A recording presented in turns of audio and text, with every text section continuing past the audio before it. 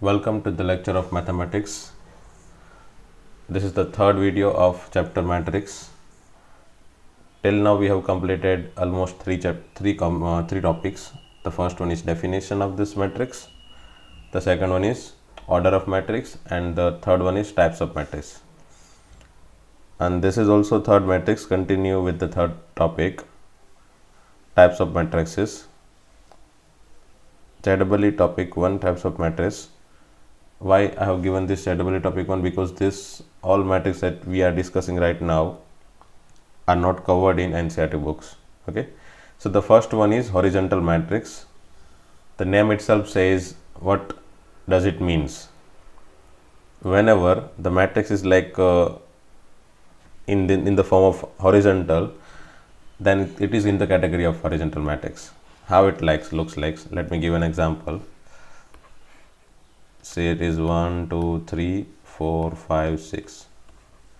Here you can see it is not look like square, it is look like a rectangle, and here we got some kind of horizontal format.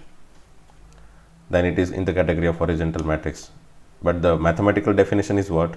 This is what the geometrical definition, that horizontal means what, and based on that how we can identify this matrix. But how we can say it is a horizontal matrix using mathematics? Then using mathematics we can say, if we have number of rows, see number of rows and number of column, if number of rows and number of column are not equal, and number of rows are always less than number of column, see number of row always we can say this is m cross n, here m cross n become 2 cross 3. If number of rows and number of column in which number of row is always less than number of column, then it is in the category of horizontal matrix. See the first one, number of row is less than number of column, and the second is always it is not a square matrix, obviously. Okay, if it is square matrix then definitely m and n both are equal, but here it is not. Again, vertical matrix, the name itself again says that what does it mean. Vertical means it is in the form of vertical geometry. Say it is like 1 2 3 4 5 6. See, this is vertical matrix in which number of rows and number of column are not equal, and number of row is always more than number of column. See here it is 3 cross 2. If it is m cross n, then definitely number of row is always more than number of column, then it is in the category of vertical matrix, and again it is not square matrix. Triangular matrix, well, triangular matrix is somewhat important compared to the vertical and horizontal matrix. Definitely these are not that much of famous topic, but although we need to know how we can represent triangular matrix. See, triangular matrix is what, if we have matrix like, let me give an example first and then after we will see what it is.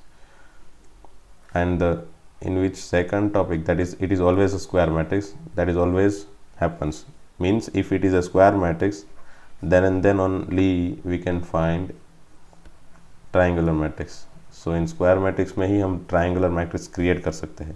So triangle कैसे बनेगा, जैसे समझ लो यहाँ पे 5 6 7 लिख देता हूँ, and the rest of elements if it is 0, it means here we are getting kind of triangle. Let me use another pen. See, this is triangle. Okay, so if you can draw triangle in upside, or maybe we can draw triangle in downside. Mean समझ लो suppose यहाँ पे 4 5 6 है, whatever I can write here in a diagonal portion, and if we have element in lower side of diagonal, and if we have 0 0 0 in upside, then we can draw triangular portion in downside. downside की तरफ triangle बना सकते हैं. तो ये या तो triangle upside बन सकता है या तो ट्राइंगल डाउनसाइड बन सकता है. तो अगर ट्राइंगल मैट्रिक्स है तो उसमें हम ट्राइंगल बना सकते हैं, और डायगोनल के ऊपर या फिर डायगोनल के नीचे, डायगोनल के ऊपर या फिर डायगोनल के नीचे दोनों में से कोई एक जगह पे ओनली जीरो होंगे, then it is always in the category of triangular matrix. यहाँ पे लिखा है देखो, ईच एलिमेंट अबव और below the principal diagonal. Principal diagonal जो ये है उसके नीचे और उसके ऊपर जब भी जितने भी एलिमेंट है सभी element, each element if it is zero, if they are zero, then it is in the category of triangular matrix. Example तो हमने देख लिया। से हियर ये वाला जो पोर्शन है, this one is upper triangular portion and this one is lower triangular, because the next topic is again upper triangular matrix and lower triangular matrix that we have seen the example of both। ये upper triangular matrix है क्योंकि triangle upper side, ऊपर की side बन रहा है, और यहाँ पे ट्राइंगल नीचे की साइड बन रहा है, that is what is considered as lower triangular matrix. See definition is what, each element below the principal diagonal is zero. See principal diagonal के नीचे जितने भी एलिमेंट है अगर वो जीरो है तो वो बन जाएंगे अपर ट्राइंगुलर मैट्रिक्स, और अगर each element above the principal diagonal, above the principal diagonal, principal diagonal के ऊपर, this each elements if these are zero then definitely it is lower triangular matrix। let me give one more examples। say it is 3 7 2 4 5 6 and suppose here we got 0 0 0। see here again we found this triangle upside, that is why it is upside, that is upper triangular matrix। and if you want to take example of lower triangular matrix, then say 2 0 4 7 9 2 and 0 0 0। see here we got lower triangular matrix। the definition, यहाँ पे जो definition उसमें clearly लिखा है कि अपर diagonal के ऊपर वाले एलिमेंट, डायगोनल के ऊपर वाले एलिमेंट या फिर नीचे वाले एलिमेंट ज़ीरो है। डायगोनल के अंदर क्या हो सकता है that is not the matter. Here we have, यहाँ पे जब हमने एग्जांपल लिया, यहाँ पे इसमें ज़ीरो यहाँ पर लिखा है, इट डजेंट मीन दैट कि यहाँ पे ज़ीरो नहीं आना चाहिए। ज़ीरो ले सकते हैं यहाँ पे कोई भी जगह पे, एक या दो या तीन whatever, but the main thing is what, ये तीनों ज़ीरो है। डायगोनल के ऊपर वाले तीनों हमेशा ही ज़ीरो होंगे और इसमें डायगोनल के नीचे वाले तीनों हमेशा ही ज़ीरो होंगे। That is what the main thing. Okay, in general कैसे लिख सकते हैं that a equal to a i j n cross n, why because it is square matrix, that is why n cross n, where a i j equal to zero. A i j means element, ये जो element है उसके, ये matrix से जो element है, मैंने बताया था अगले वीडियो में कि ए आई जे क्या डिनोट कर रहा है, दैट इज़ व्हाट एलिमेंट, ये जो सभी एलिमेंट है वो डिनोट कर रहा है। तो उसकी वैल्यू क्या है, ज़ीरो है। कब, ये कंडीशन में। और ये कंडीशन क्या है, I greater than J means I क्या होगा, number of row and this is number of column. तो कोई भी एलिमेंट का रो उसके कॉलम के नंबर से बड़ा होगा तब समझ लो ये वाला जो ज़ीरो है, ज़ीरो का बार है ये वाला यहाँ पे, तो ज़ीरो यहाँ पे इट मीन्स व्हाट कि ये कहाँ पे है, सेकंड रो में एंड फर्स्ट कॉलम में। तो ऑब्वियसली आप देख सकते हो कि i इक्वल टू 2 है एंड j इक्वल टू 1 है, तो 2 इज़ ऑलवेज ग्रेटर देन 1। इसके लिए भी देख सकते हैं i इक्वल टू 3 है एंड j इक्वल टू 1, तो i हमेशा i equal to 3 is greater than j equal to 1। So जो एलिमेंट है वहाँ पे, और यहाँ पे भी देख सकते हैं this one is second row, तो ये जो ज़ीरो है उसमें i की वैल्यू 3 है एंड j की वैल्यू 2 है। तो जो एलिमेंट में i की वैल्यू j के वैल्यू से बड़ी है वो सभी में ज़ीरो आएंगे। अगर ये तीनों ज़ीरो है, ठीक है, तभी ऐसे वाले कोई भी स्क्वायर मैट्रिक्स को हम अपर ट्रायंगुलर मैट्रिक्स बोल सकते हैं। This is what the simple definition. We always need to focus on this zero, either this zero और दिस वन, ठीक है। then and then we can consider those matrix in the category of upper triangular matrix or lower triangular matrix. Clear? Note 1 में क्या है, minimum number of zeros in an upper triangular matrix or lower triangular matrix of order n cross n is equal to this one, what it is, कितने number of zeros minimum possible है। Okay, ये अगले वाली एक notes जिसमें हमने I think diagonal matrix हाँ, diagonal matrix में मिनिमम नंबर ऑफ जीरोस कितने पॉसिबल है वो सब डिस्कस किया था, और उसी तरह की नोट है ये। तो यहाँ पे क्या बोल सकते, समझ लो, अपर ट्रायंगुलर मैट्रिक्स या फिर ये लोअर ट्रायंगुलर मैट्रिक्स, कोई भी ले लो, दोनों में सिचुएशन सेम ही है, जीरो सिमिलरली ही वर्क कर रहे हैं, ठीक है। So if you want to find minimum number of zeros, then how can we find? Say let me take one example of 3 cross 3, यही एग्जांपल ले रहे हैं, बट उसमें मिनिमम से मिनिमम मुझे जीरो रखने हैं, बराबर। तो ये 5 6 7 ले लिया, मतलब यहाँ पे मैंने कहीं पे जीरो रखे नहीं, और यहाँ पे मुझे कंपलसरी जीरो रखने ही पड़ेंगे, क्योंकि मुझे या तो अपर ट्रायंगुलर मैट्रिक्स बनाना है या तो लोअर ट्रायंगुलर मैट्रिक्स बनाना है। मैंने यहाँ पे अपर ट्रायंगुलर मैट्रिक्स बना दिया है, तो ये 3 यहाँ पे, ये जो 3 है उसको कंपलसरी मुझे जीरो रखने ही पड़ेंगे। तो आप देख सकते हो इसमें कम से कम 3 जीरो आएंगे, ठीक है। अब ये 3 जीरो को मैं मैथमेटिकली कैसे काउंट करूँ? ये तो 3 क्रॉस 3 का है, तो 3, तो कोई बोलेगा बंदा सर 3 क्रॉस 3 है ना, तो उसमें 3 जीरो आएंगे, तो 4 क्रॉस 4 में 4 जीरो आएंगे, 5 क्रॉस 5 में 5 जीरो आएंगे। ऐसा नहीं है, this is not like this, ऐसा पॉसिबल नहीं है। सो इसको मैंने इरेज कर दिया। चलो, ये कैसा है, मतलब इसको कैसे समझ सकते हैं? तो इसको ऐसे समझ लो, यहाँ पे अगर मैंने 4x4 का ले लेता हूँ। चलो 1 2 3 4 5 6 7 8 9 एंड 10, ठीक है। यहाँ पे 1 0, यहाँ पे 2 0, यहाँ पे 3 0, ठीक है ना। ये बन गया ना एक तरह का ये डायगोनल वाले एलिमेंट, उसके ऊपर की साइड एक ट्रायंगल बन रहा है, उसके नीचे से भी जीरो है, क्लियर? हाँ, तो इसमें कितने जीरो बने? चलो मैंने बताया था ना 3 क्रॉस 3 में 3 बने, तो 4 क्रॉस 1 4, ऐसा नहीं है। देखो 1 2 3 4 5 6, ये we got 6 zeros. Then how can we count? तो उसको काउंट करने के लिए एक सिंपल सी चीज़ है, जैसे हमने डायगोनल में काउंट किया था, कि डायगोनल में कैसे काउंट किए थे, मिनिमम नंबर ऑफ जीरो। तो डायगोनल में मैंने ऐसा बताया था कि चलो यहाँ पे ऊपर की साइड या फिर लोअर साइड, ये तीनों जीरो, ये मतलब यही जीरो नहीं है, सिर्फ minimum number of zero find करने हैं, तो इसको हम जीरो नहीं लेंगे। अगर जीरो नहीं लेते हैं तो मिनिमम से मिनिमम जीरो ऊपर की साइड या फिर लोअर की साइड, दोनों साइड आने ही वाले हैं। तो उसको काउंट करने के लिए मैंने क्या बताया था कि टोटल नंबर ऑफ एलिमेंट बना दो। चलो वो n² है, उसमें से सिर्फ डायगोनल वाले एलिमेंट निकाल दो, तो उसको मैंने बता दिया कि n² - n कर दो। तो हमको क्या मिलेगा? तो मुझे अपर वाले साइड के जीरो एंड नीचे वाली साइड के जीरो, ये दोनों तरफ की साइड वाले जीरो मिल जाते हैं। ऊपर वाली साइड के जीरो या फिर एंड नीचे वाली साइड के जीरो मिल जाते हैं।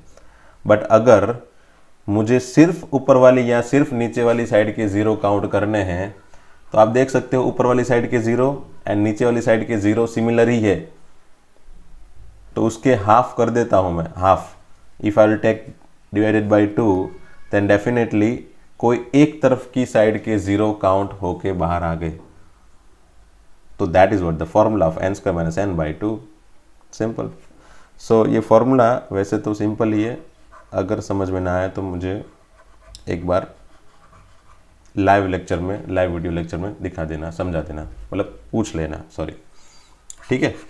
So this is what the calculation method of finding minimum number of zero in upper triangular matrix or lower triangular matrix, ठीक है, n² - n/2।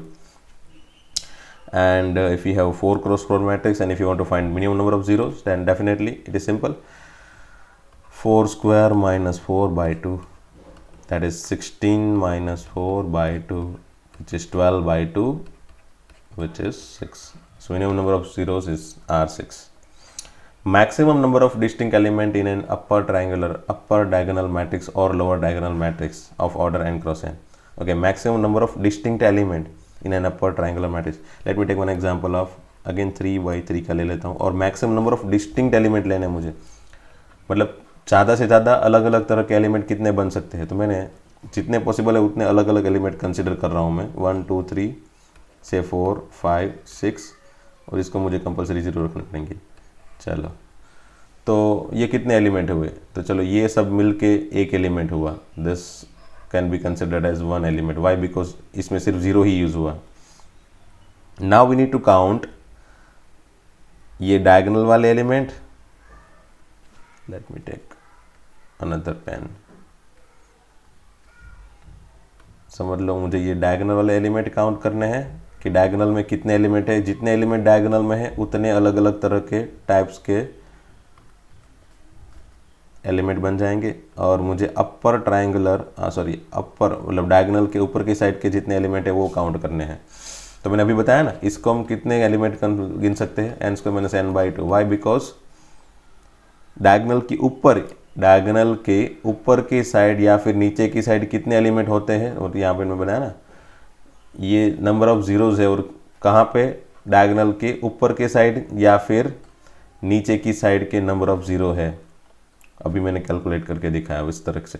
तो मतलब अपर साइड के एलिमेंट कितने हो सकते हैं, n square minus n by two. ठीक है, देन डायगोनल में कितने एलिमेंट होते हैं, तो हम बोलेंगे n। अगर n क्रॉस n है तो 3 क्रॉस 3 में 3 है, 4 क्रॉस में 4 है, तो n क्रॉस n में n है, और ये हो गया 1 नीचे की साइड। तो ये तीनों का एडिशन हो गया ना answer, n square minus n by two plus n plus 1। These are maximum number of distinct element, possible distinct elements in upper triangular matrix और lower triangular matrix। Simple. For example अगर 5 cross 5 का कोई matrix है तो उसमें कितने बना सकते हैं हम, यही फॉर्मूला में रख दो value, 5 square minus 5 by two plus 5 plus 1।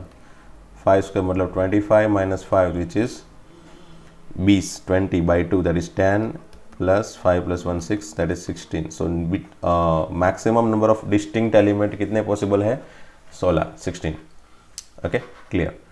Next topic 4, equality of matrices. Well it is so simple, but हाँ इसमें क्या ध्यान रखना है वो मुझे आपको बताना ज़रूरी है, और आपको वही फोकस करना है।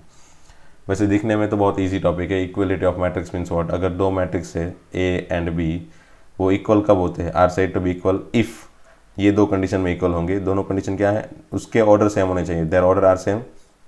दूसरा, each corresponding elements are equal, means each corresponding elements are equal means a i j equal to b i जे।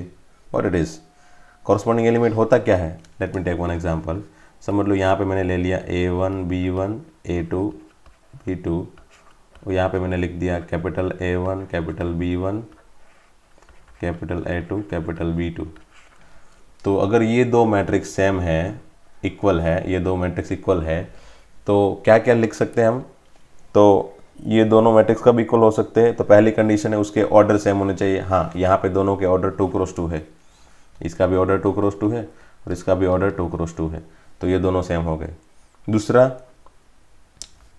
उसके करस्पॉन्डिंग एलिमेंट इक्वल होनी चाहिए। इट मीन्स व्हाट, कि ये समझ लो A1 है और ये कैपिटल A1 है, तो ये दोनों इक्वल होने चाहिए, होने ही चाहिए। तो मतलब A1 small A1 equal to capital A1 होना चाहिए, small B1 equal to capital B1 होना चाहिए। मतलब पहला एलिमेंट यहाँ पे तो उसका पहला एलिमेंट कॉरस्पॉन्डिंग एलिमेंट यहाँ पे आ गया, वो दोनों इक्वल होने चाहिए। Each corresponding element it means what, कि सभी कॉरस्पॉन्डिंग एलिमेंट इक्वल होंगे। मतलब ये B1 equal to capital B1, A2 equal to capital A2 and B2 equal to capital B2।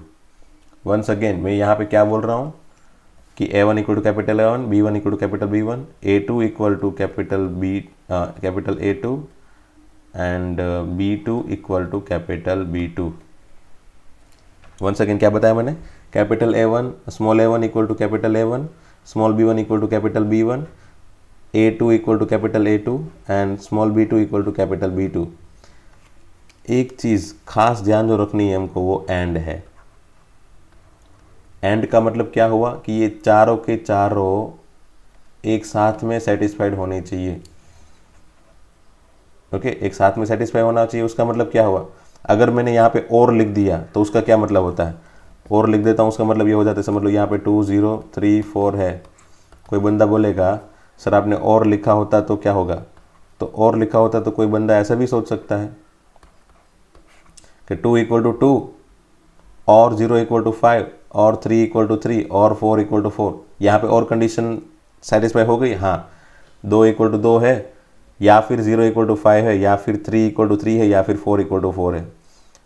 मतलब अगर एंड नहीं लिखा है तो यहाँ पे अगर मैंने एंड नहीं लिखा है तो ये कंडीशन सेटिस्फाइड हुई नहीं, मतलब सभी के सभी एक साथ में इक्वल नहीं हुए।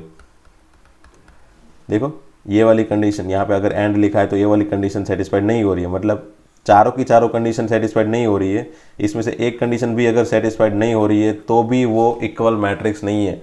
That is why if I want to take intersection of all the element, and का मतलब ही होता है इंटरसेक्शन, मतलब चारों की चारों कंडीशन अगर सेटिस्फाइड हो रही है तभी मैं इक्वल मैट्रिक्स बोल सकता हूँ।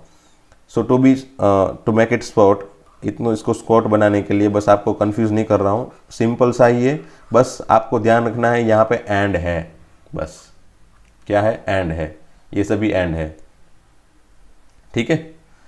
चलो वैसे बस इसको आप एग्जाम्पल के अंदर भी ज़्यादा समझ सकते हैं, एग्जाम्पल सॉल्व कर रहे हैं हम लोग। चलो ये लास्ट टॉपिक है, उसके बाद डायरेक्टली एक्सरसाइज आएगी। Symbolically, if two matrices A and B are equal, then directly we can write capital A equal to capital B. This is for simple things. For example, अगर ये दो matrix equal है, आप देख सकते हो, तो ये दोनों में सभी कॉरस्पॉन्डिंग एलिमेंट इक्वल है, 2 2 इक्वल है, 3 3 इक्वल है, 0 0 इक्वल है, 1 1 इक्वल है। बट ये दोनों मैट्रिक्स इक्वल नहीं है, वाई? बिकॉज 3 इक्वल टू 2 नहीं पॉसिबल होगा, 2 इक्वल टू 3 पॉसिबल नहीं होगा, भले ही ये 0 0 इक्वल और 1 1 इक्वल हो, बट ऊपर वाले दोनों एलिमेंट इंटरचेंज करेंगे तो इक्वल हो जाएगा। मतलब कोई बोलेगा बंदा कि सर इसमें 3 2 0 1 यूज़ हुआ, इसमें भी 3 2 0 1 यूज़ हुआ, बट पोजीशन डज मैटर, यहाँ पे पोजीशन भी मैटर करेगी, क्योंकि ये 3 और ये 2 कॉरस्पॉन्डिंग एलिमेंट है और वो दोनों एक साथ में इक्वल होने चाहिए। ये 3 और इसका कॉरस्पॉन्डिंग एलिमेंट ये नहीं होगा, ये दोनों 3 इक्वल है, तो it doesn't mean that this two matrix are equal. Okay, so if corresponding elements are equal and if their order are equal, then मतलब हम उसी को बोलेंगे वो इक्वल मैट्रिक्स है। मतलब कोई बंदा बोलेगा सर इसको, ऑर्डर की बात इसलिए मैंने की कि चलो A B C D, और कोई बोलेगा सर ये A B C D 0 0 0 0 0 ये वाला इक्वल है क्या दोनों? तो हम बोलेंगे नो, इसके ऑर्डर सेम नहीं है। कोई बोलेगा सर ये इक्वल जैसा ही दिख रहा है, देखो ये ABCD यूज़ हुआ, इसमें भी ABCD यूज़ हुआ, बस इसमें एक्स्ट्रा एलिमेंट 0 है। अगर एक्स्ट्रा एलिमेंट 0 हो तो 0 का क्या मीनिंग होगा? इट मीन्स कि 0 मीनिंगलेस है, तो फिर हम इसको इक्वल बोल सकते हैं। बट मैं बोलूँगा नहीं, why? Because 0 does matter, why? Because it is giving position, और अगर पोजिशन कुछ अलग बता रही है तो वो पोजीशन के हिसाब से वो मैट्रिक्स का जो भी ऑब्जर्वेशन का डेटा बना है और ये जो मैट्रिक्स के ऑब्जर्वेशन का जो भी डेटा बना है वो दोनों अलग अलग सिचुएशन के हैं। मतलब प्रैक्टिकली, अगर टू बी फ्रैंक प्रैक्टिकली बात करूँ तो मैंने बताया था शुरुआत में, लेक्चर के शुरुआत में, ये वाला नहीं, वीडियो लेक्चर 1 के शुरुआत में बताया था कि अगर कोई मैट्रिक्स बन रहा है तो कैसे बन रहा है, वी आर मेकिंग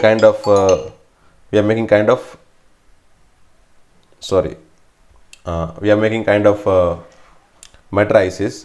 कैसे बना रहे थे हम लोग? ऑब्जर्वेशन के, एक मिनट, यस, सो मैं कहाँ पे था? यस, एग्जाम्पल 4 में, है ना। मतलब ये मैट्रिक्स के बारे में बता रहा था कि अगर दो मैट्रिक्स इक्वल हो गए तो उसके ऑर्डर भी इक्वल होंगे। मतलब मैं मैट्रिक्स के बारे में ये बता रहा था कि मैट्रिक्स अगर बन रहा है तो कैसे बन रहा है, तो कोई ऑब्जर्वेशन से बन रहा है, कोई सर्वे का रिजल्ट हम जो बना रहे हैं, या फिर कोई भी इक्वेशंस के जो कोफिशिएंट है उसके बेस से बना रहे हैं। तो अगर इक्वेशन के कोफिशिएंट अलग है या फिर कहीं पे कोफिशिएंट कोई जगह पे 0 0 आ रहा है, इट मीन्स कि वो 0 की कोई गिनती नहीं होगी। इसका मतलब ऐसा नहीं होता कि वो 0 की कोई गिनती नहीं होती है।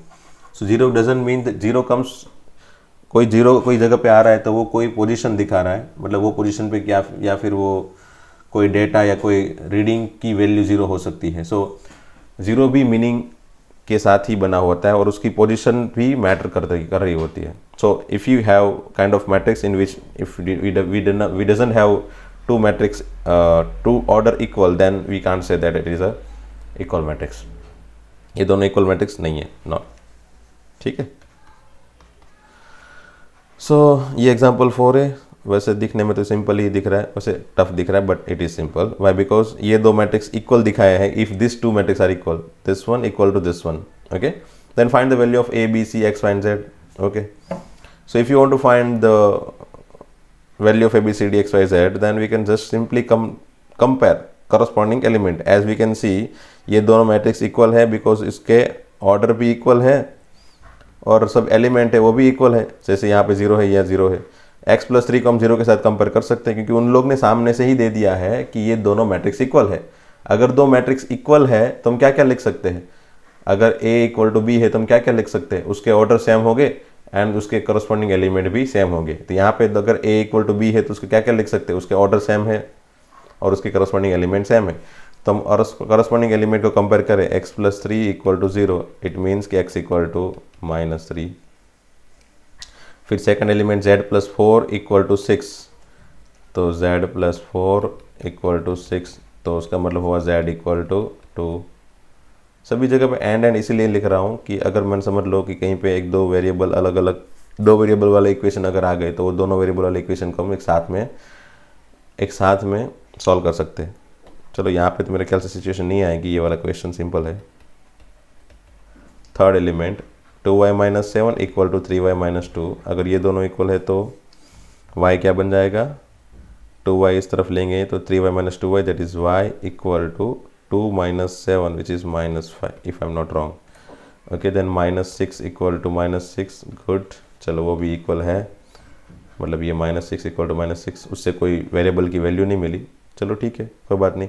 a minus 1 equal to -3, okay, a minus 1 equal to -3, here we are getting a equal to -3 plus 2 plus 1, that is -2, then 0 equal to 3c plus 2, so c बन गया -2/3, then b minus 3 equal to 2b plus 4, okay, b minus 3 equal to 2b plus 4, then what we get, b equal to, say b equal to -7, okay, if I am not wrong, then okay, so we get all the value, b की बन गई, c की बन गई, a b c बन गया, x बन गया, y बन गया and z बन गया। so here we have found all the variable a b c x y z।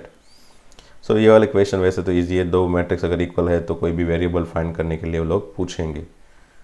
Okay, यहाँ पे भी again find the value of A B C D from the following equation, see इसको इसके साथ compare करो, 2a plus B equal to 4,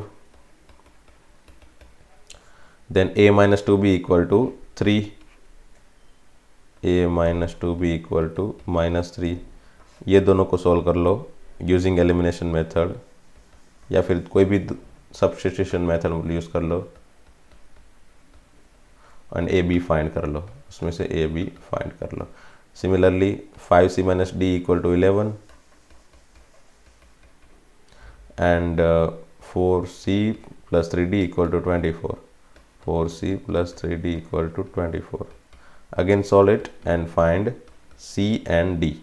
okay, so these are again simple questions, here we have always two matrix and they are always equal, ऐसा दिखाया होगा, and using those two matrix we need to find some variable like a b c d or x y z or something like this। this is exercise 3.1, उसका question 1 solve कर रहे हैं। चलो, वैसे ये एक्सरसाइज के सभी क्वेश्चन इजी ही है, आज मतलब इस वीडियो तक जितने भी एग्जांपल हमने सॉल्व किए हैं या फिर जितनी भी थियरीज हमने देख ली उसके बेस से ही सभी एग्जांपल बने हुए हैं, मोस्ट प्रोबेबली सभी एग्जांपल के बेस से ही बने हुए हैं। सो आज तक के एग्जांपल अगर 1 बाय 1 आपको क्लियरली आ रहे हैं तो फिर ये एक्सरसाइज में प्रॉब्लम नहीं होगी, बहुत सारे क्वेश्चन आप होमवर्क में भी कर सकते हैं। मैं स्टार्टिंग में चलो हिंट दे देता हूँ and if possible you can do it by yourself. जो मैं क्वेश्चन दे रहा हूँ वो सभी होमवर्क में आप एक बार ट्राई करो, अगर नहीं आ रहे तो हम नेक्स्ट वीडियोज़ में उसको सॉल्व करवाएंगे। चलो, question 1, the matrix A equal to this one, ये मैट्रिक्स दिया है और चलो मैट्रिक्स का नाम क्या है, तो इसमें कितनी रो है, 3, हियर वी हैव 3 रोज, सी आप देख सकते हैं 1 2 3, और कितने कॉलम है, 4, 1 2 3 4, so it is considered as 3x4 matrix. तो पहले क्वेश्चन का आंसर हो गया 3x4 matrix. Number of element कितने होते हैं, नंबर ऑफ एलिमेंट होते हैं 3 इंटू 4, दैट इज 12, है ना, 3 4 जा 12, and right the element this one A13। A13 क्या बन गया, चलो A13 का मीनिंग क्या होता है, first row and third column, तो ये फर्स्ट रो सॉरी ये फर्स्ट रो और थर्ड कॉलम, मतलब ये हो गया ना। Okay, so 19 is considered as the element of first row and third column, so A13 हो गया 19। A21 मतलब second row and first column, so second row and first column, ये हो गया 35 is in second row and first column, okay, so 35। Similarly A33 comes in third row third column minus 5. A24 second row fourth column, second row fourth column मतलब ये वाला 12 हो गया second row का और fourth column का 12. And A23 means second row third column that is 5/2. So ये सभी आपको प्रैक्टिस एलिमेंट के ये डिनोटेशन की करवा रहे हैं एक्सरसाइज वाले मतलब बुक वाले. So these are again simple question. If matrix has 24 elements, what are the possible order it can have? What if it has 13 element? Okay, first पहले ये वाला क्वेश्चन का आंसर दे देते हैं. What are possible orders? Then after we'll think of this. If we have 24 element, तो मैंने बताया था एग्जाम्पल में ही कैसे सॉल्व किया जाए. तो पहले इसका फैक्टर बना दो. 1 होगा, 2 होगा, 3 यस 3 8 जा, 4 यस 4 6 जा, 5 नहीं होगा, 6 होगा, 7 नहीं होगा, 8 यस 9 10 11 12 यस 12 होगा एंड देन 24. तो मैंने बताया था लास्ट एंड फर्स्ट को कंसिडर कर लो साथ में पहले, second and second last, third and third last and fourth and fourth last. तो क्या क्या बना, कितने पॉसिबल है तो हम गिन सकते हैं 1 cross 24 and 24 cross 1, 2 cross 12 and 12 cross 2, 3 cross 8 and 8 cross 3, 4 cross 6 and 6 cross 4. मतलब 1 एंड 24 वाली पेयर में 2 बने, 2 एंड 12 वाली पेयर में 2 बने, 3 एंड 8 वाली पेयर में 2 बने एंड 4 एंड 6 वाली पेयर में 2 बने. सो 2 2 2 ऐसे 8 बन गए. So number of possible orders are, number of possible orders के अगर आंसर की बात की जाए, नंबर ऑफ पॉसिबल ऑर्डर्स, तो उसका आंसर होगा 8. बट कौन कौन से आएंगे तो मैंने बता दिया ना, 1 क्रॉस 24, 24 क्रॉस 1. वैसे इस तरह के क्वेश्चन पूछने की पॉसिबिलिटी नहीं है, बट फिर भी अगर हमको जानना है कि कौन कौन से है तो 2 cross 12, 12 cross 2, then 3 cross 8, 8 cross 3 and 4 cross 6, 6 cross 4. वैसे कोई बंदा बोलेगा सर इसमें जितने एलिमेंट जितने फैक्टर बने उतने ही, अगर हम समझ लो इतने ही बना दे नंबर ऑफ पॉसिबल ऑर्डर तो चल जाएगा क्या? तो मैं बोलूँगा नहीं, ऐसा नहीं चलेगा, नॉट एवरी टाइम. उसके लिए मैं एक दूसरा एग्जांपल लेता हूँ. चलो let me take one example of 25. चलो अगर 25 है तो 25 में क्या पॉसिबल होगा, 1 2 होगा नहीं, 3 4 5 यस 5, देन 6 7 8 9 10 10 नहीं होगा, देन डायरेक्टली फिर 25 आ गया. चलो ये बहुत छोटा सा एग्जांपल बना. Let me take one more, दूसरा कोई ले लेते हैं. वैसे चलो इसमें भी बना ही देते, दूसरा भी लेके चलो एक 36 ले लेते साथ में. तो इसमें कितने बने, चलो कोई बोलेगा सर इसमें 3 बनेंगे ना, 3 एलिमेंट है, 3 फैक्टर है तो 3 बन जाने चाहिए, बट नहीं. देखो एक 1 क्रॉस 25, 25 क्रॉस 1 एंड एक ये खुद के साथ ही बनेगा 5 क्रॉस 5 का, उसका भी मल्टीप्लिकेशन 25 होता है. 5 cross 5 is also 25. So yes we have got 3. Sorry, might be. Let me take one more example so that we can clarify. Yes, 1 2 then 3 4 5 6 6 yes 7 8 no 9 yes, then 12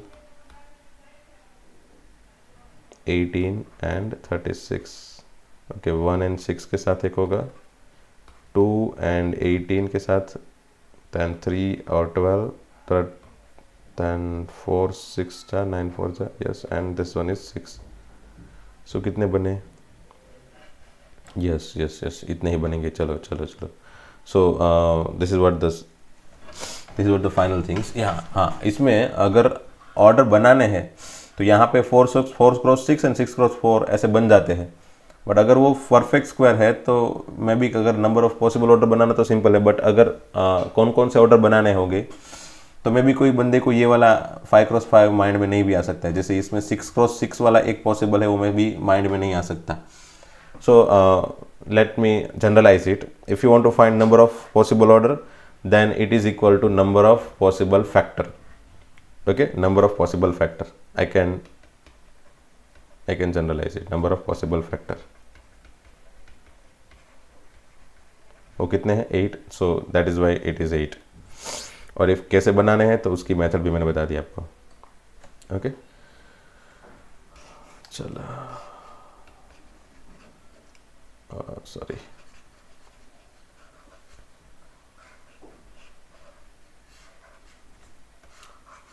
और हाँ इसमें सेकंड वाला question भी था। इसमें क्या था, what if it has 13 element. अगर 13 एलिमेंट है तो क्या, 13 एलिमेंट है तो पॉसिबल नहीं है ना। 13 एलिमेंट पॉसिबल नहीं होंगे क्योंकि जैसे कोई भी नंबर रहेंगे, मतलब कोई भी मैट्रिक्स रहेगा, वो मैट्रिक्स में what if it has 13 element, yes number of possible orders are 2, yes 13 cross 1 and 1 cross 13, दो ही पॉसिबल होंगे कि उसके दो ही फैक्टर बन जाएंगे, sorry 1 and 13, so 1 cross 13 and 13 cross 1, तो उसका आंसर यही आएगा, number of possible orders are 2। Why, because we can create kind of matrix से, मतलब A B C D E F G H I J K 1 2 3 4 5 6 7 8 9 10 11 के L M. तो ये एक बन गया मैट्रिक्स कौन सा, तो ये बन गया हमारा 1 क्रॉस 13 वाला, ये एक मैट्रिक्स पॉसिबल है। और दूसरा ऐसे ही कोई कॉलम मैट्रिक्स बन जाएगा ए बी सी डी करके अप टू एम, तो ये वाले बन जाते हैं। इसमें 13 रोज है एंड 1 कॉलम है। So we got this kind of matrix if we have 13 elements. So we have only row matrix and column matrix possible if we doesn't have another factor, none other than the number itself and 1। अगर number itself और 1 के सिवा कोई दूसरा factor नहीं है तो उसके हमेशा ही उसके पॉसिबल ऑर्डर्स या फिर उसका वो जो मैट्रिक्स है वो हमेशा ही रो मैट्रिक्स या फिर कॉलम मैट्रिक्स ही रहेगा। सो ये सेकंड क्वेश्चन के आंसर में हमको क्या लिखना है, what if it has 13 element, तो हमको इतना ही लिखना है कि अगर हमारे पास 13 एलिमेंट है, if we have 13 element then number of possible orders are 2, number of possible orders are 2। Okay चलो next third question, if a matrix has 18 element, what are the possible orders it can have, what if it has 5 elements। Similar question, अगर 18 element है तो उसमें number of possible factor बना देते 1 2 3 4 नहीं होगा, 5 नहीं 6 7 8 9 एंड 18, कितने पॉसिबल ऑर्डर है, कितने पॉसिबल फैक्टर है, तो कि भाई 1 2 3 4 5 6, तो number of possible orders are also 6, ये हो गया 18 के लिए। Then let me have for 5, अगर 5 है तो 1 and 5, number of possible orders are 2 only। Clear? Then question 4, construct a 2 cross 2 matrix A equal to Aij, A equal to Aij whose elements are given by this। Well, इस तरह का question भी हमने देख लिया था। चलो मैं एक बार पहला वाला सॉल्व करके दिखा देता हूँ वापस एक बार। Aij equal to i plus j whole square by 2। इसमें हमको देखना क्या है कि here we have to find a matrix Aij having 2 cross 2 order। तो पहले हमको ये वाला मैट्रिक्स 2 cross 2 वाला मैट्रिक्स बना देना है, जैसे A11 A12 A21 A22। इसको कैसे बनाया जाए वो हमने अगले वीडियो में दिखा दिया था कि ये फर्स्ट एलिमेंट है first row and second, first row का एंड फर्स्ट कॉलम का, इसलिए 1 1, फर्स्ट रो सेकंड कॉलम है ना, फर्स्ट रो सेकंड कॉलम इसलिए A12, second row first column इसलिए A21, second row second column that is why A22। now we need to find the value of all this element using this formula। so चलो A11 की value क्या हो सकती है, पहले A11 पहला element A11 find करते हैं। तो I एंड J दोनों की वैल्यू हो गई 1 1, तो यहाँ पे रख देते हैं 1 + 1 दैट इज 2, 2 का स्क्वायर 4 4/2 विच इज, एक बार वैल्यू रखता हूँ 1 + 1 whole square by 2, 2 square 4 4/2 that is 2। Okay A12 क्या होगा 1 + 2 whole square by 2 that is 3 square by 2 that is 9/2। Then A21 क्या होगा 2 + 1 whole square by 2 which is again 9/2 and A22 that is 2 + 2 whole square by 2 which is 4 square 16/2 8। So finally matrix क्या बन गया तो भाई matrix बन गया 2, 9/2, 9/2 and 8। Clear. तो इसी तरह से आपको सेकंड एंड थर्ड का भी मैट्रिक्स ऐसे 2x2 वाला बनाना है इन होमवर्क। ओके, ये होमवर्क में आपको सेकंड एंड थर्ड वाला आपको होमवर्क में आज ही करना है कंप्लीट।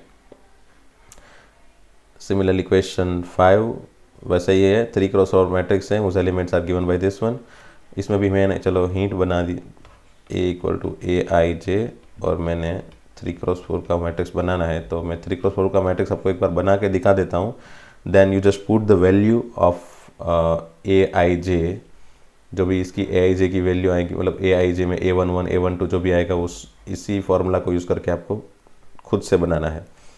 सो 3x4 का बना देता हूँ। चलो ये पहले A11 then A12 A13 A14। मैंने इसका A14 तक क्यों लिया, क्योंकि I need to take 4 columns, मुझे 4 कॉलम तक जाना है।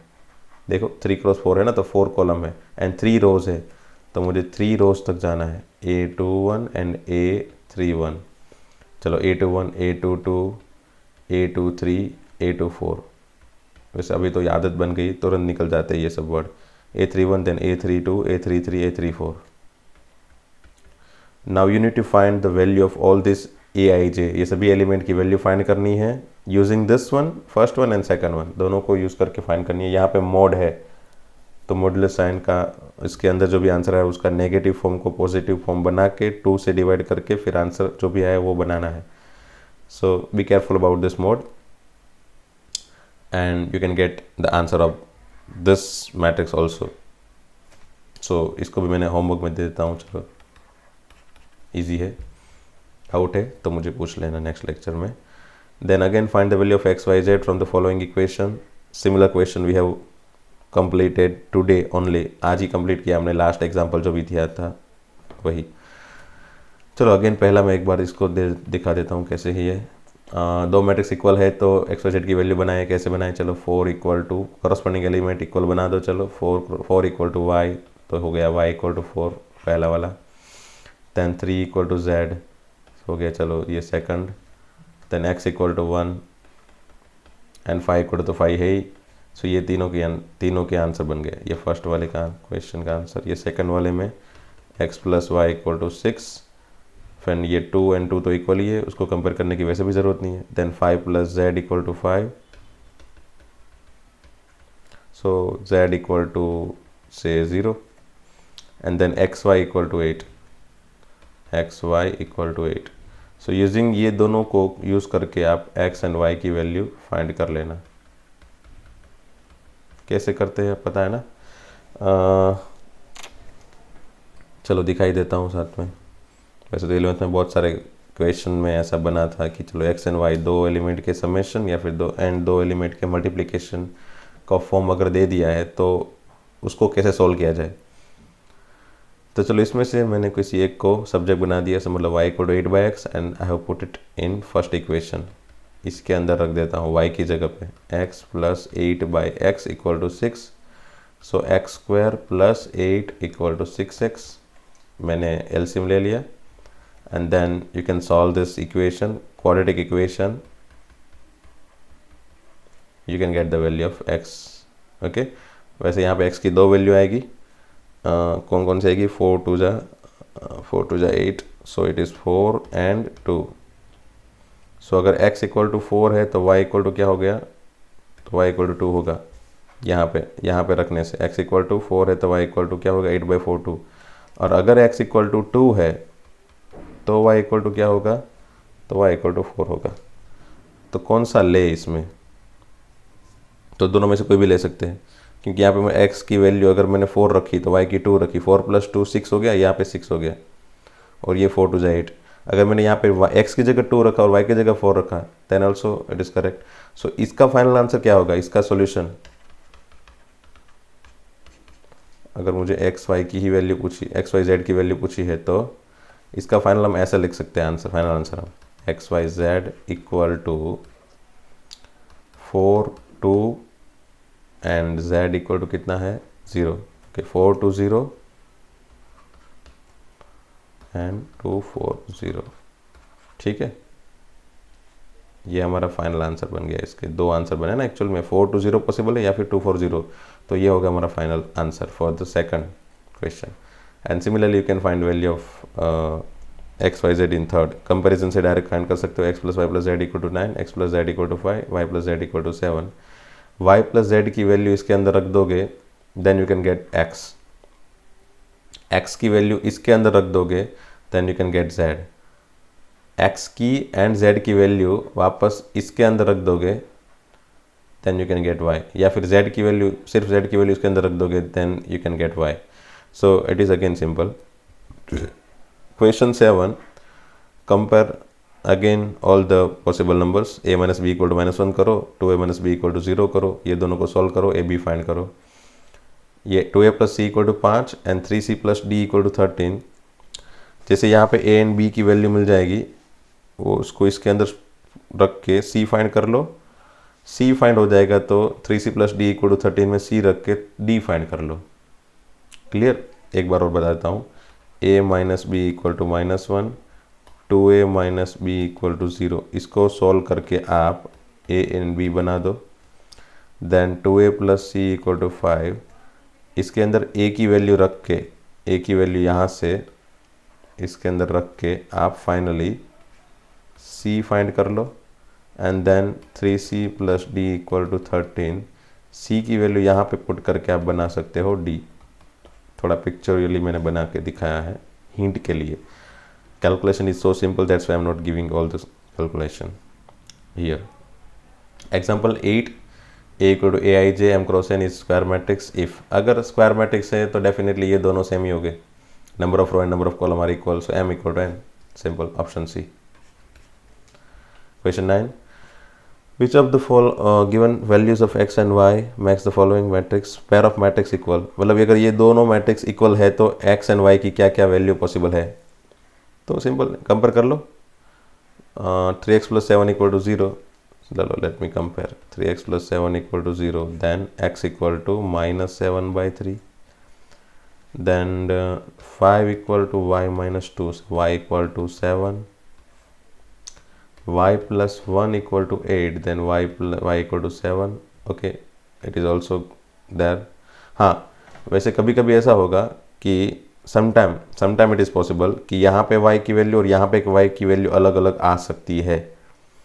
अगर ऐसा हुआ तो हम डायरेक्टली बोल देंगे कि वो दोनों मैट्रिक्स इक्वल ही नहीं है। मतलब ऐसे कोई ऑप्शन हो सकता है, नॉट पॉसिबल टू फाइंड, क्योंकि वो उसमें x एंड y की वैल्यू फाइंड ही नहीं हो सकती। Why? Because we can not compare this two matrix. ये दो मैट्रिक्स को कंपेयर ही नहीं कर सकते। ऐसी कोई x एंड y की वैल्यू रहेगी ही नहीं जिसमें ये दो मैट्रिक्स इक्वल हो सकते हैं। वाई? बिकॉज ये सभी में मैंने बताया था, सभी में बीच में एंड है। ठीक है, अब लास्ट वाला 2 माइनस 3x इक्वल टू 4, तो 3x इक्वल टू क्या हो गया, 3x इसको इस तरफ लेके जाते हैं, 4 को इस तरफ लेके जाएंगे। So 3x equal to 2 minus 4 which is -2। Okay, जैसे मैंने बताया था वैसे ही सिचुएशन आ गई। देखो y तो इक्वल आ गया था, but x is not equal in this two condition. अगर x इक्वल नहीं है तो मैंने बताया था बीच में एंड है, मतलब इंटरसेक्शन मतलब ये और ये दोनों सेम होने चाहिए, इसके और इसके आंसर सिमिलर होने चाहिए। मतलब दोनों कंडीशन एक साथ में होल्ड करनी चाहिए। वैसे दोनों कंडीशन एक साथ में होल्ड नहीं करेगी, क्योंकि एक साथ में x की वैल्यू -7/3 एंड -2/3 पॉसिबल नहीं है। इट मीन्स दिस, ये दोनों का इंटरसेक्शन पॉसिबल नहीं है। That is why we can't say that any value of x and y can hold these two equations. So the final answer is not possible to find. Confusion हो सकता है मुझे, अगर है तो नेक्स्ट लेक्चर में बताना। फिर से बता देता हूँ क्या हुआ इसमें। अगर हम फाइंड करने जा रहे हैं, कभी भी दो मैट्रिक्स को इक्वल करके x y z की वैल्यू फाइंड कर रहे हैं, तो जितनी भी कंडीशन है सभी कंडीशन के बीच में एंड लिखा है, मैंने थियरी में बताया था। एंड का मतलब ये होता है कि सभी कंडीशन एक साथ में होल्ड करनी चाहिए। तो यहाँ पे जैसे ये फर्स्ट वाली कंडीशन है, लास्ट वाली कंडीशन एक साथ में होल्ड नहीं करेगी। उसका रीज़न है एक साथ में x की वैल्यू -7/3 एंड -2/3 दोनों पॉसिबल नहीं है। इट मीन्स व्हाट कि x की ऐसी कोई वैल्यू पॉसिबल ही नहीं है जिसकी वजह से ये दो मैट्रिक्स इक्वल हो सकता है।